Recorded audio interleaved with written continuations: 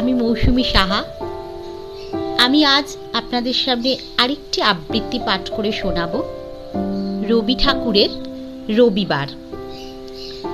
যদিও আগেই বলেছি, যদিও আমি আবৃত্তি সেভাবে পাঠ করতে পারি না বা শিখিনি, এটা আমার ধৃষ্টতা নয়, এটা আমার ভালো লাগা।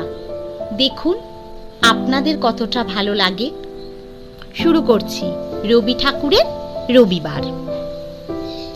সোম মঙ্গল বুধ এরা সব আসে তাড়াতাড়ি, এদের ঘরে আছে বুঝি মস্ত হাওয়া গাড়ি। রবিবার সে কেন মাগো এমন দেরি করে, ধীরে ধীরে পৌঁছয় সে সকল বারের পরে।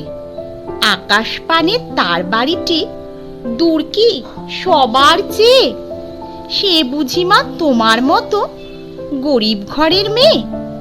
সোম মঙ্গল বুধের খেয়াল থাকবারই জন্যে, বাড়ি ফেরার দিকে ওদের একটুও মন নেই।